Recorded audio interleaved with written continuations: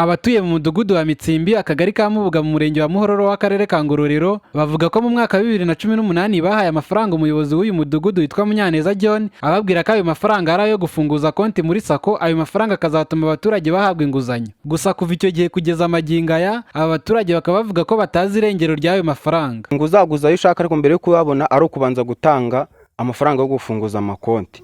Twarayatanze twagiye tuhaba mu mudugudu kubera ko ari abayobozi babidutegekaga, turayatanga amafaranga, ndumva barasabaga ngo amafaranga 6,000 bya buri muntu ngo byo gufunguza konti.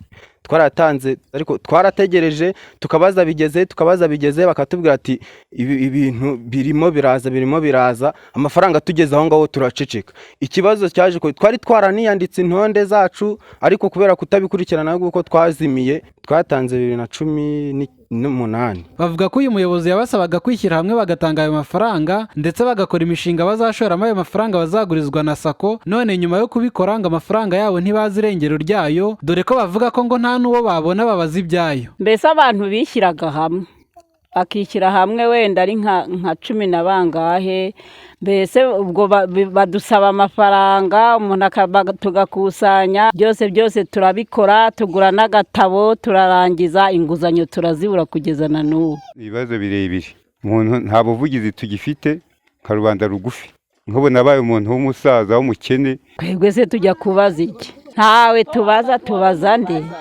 Nubwo wabona ububaza, ubwo turiyicarira ubwo ibifaranga byacu bipotera ducyo twatanze, nako gatabo turagafite nta nicyo katumariye karabitse. Abo twari kubaza nibo twayahaye, twari kubaza wenda mudugudu tubabaza ati wenda abayobozi bo muri iyi sako runaka mwatuvugiye, ariko nibo bayatwatse ba mudugudu. Twayahaga mudugudu wenyine atubwira ko yashyiye gitifu, ariko gitifu azayageza hehe aho bigomba kugera, hanyuma tukabona inguzanyo. Yaratwandikaga n'amafaranga tukayamuha, batwaka n'imishinga turayikoresha, kuyikoresha nabyo byadutwaye amafaranga kubabizi. Munyaneza John umuyobozi w'uyu mudugudu wa Mitsimbi uregwa n'aba baturage kubatwarira amafaranga, ubwo umunyamakuru wa Prime TV yamubazaga iby'iki kibazo yabanje kumusaba ikarita y'akazi arayimwereka ariko ntiyayiha agaciro, yanga no guhagarara imbere ya kamera ngo asobanure iby'iki kibazo, ahubwo abise itangazamakuru yinjira muri butike bivuga ko ariyo itangirwamo serivisi z'akagari. Kuki waje ubundi iyo winjiye mu mudugudu mu kagari ugomba kuba waje watse wudu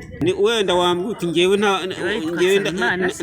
Nsabimana Sungu nabwirwa n'iki ibi ngibi se wowe ushatse ntiwabikora ntayo bampaye bazane hano baze bayanshinze hari ikindi sunshakaho. Damien Ngirira Batanyurwa Sedo w'aka kagari ka Mubuga ari nawe ukabereye umuyobozi muri iki gihe aganira na Prime TV ku murongo wa telefone mu burakari bwinshi ati umuturage afite ikibazo ngo ntabwo agomba kukibwira itangazamakuru. N'ibyango nese ngo nabwirwa n'iki nk'utu mo kuvugana kuri telefone nabwirwa n'iki niba ari we kuko tuvugana.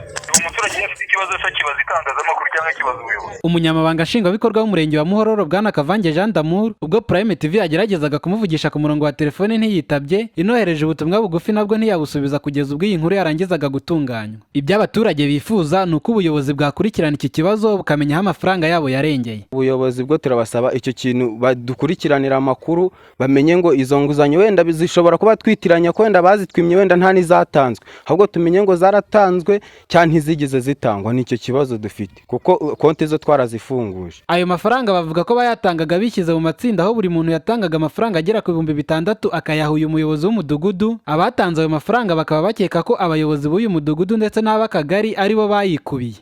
Emmanuel Nsabimana, Prime TV mu karere ka Ngororero.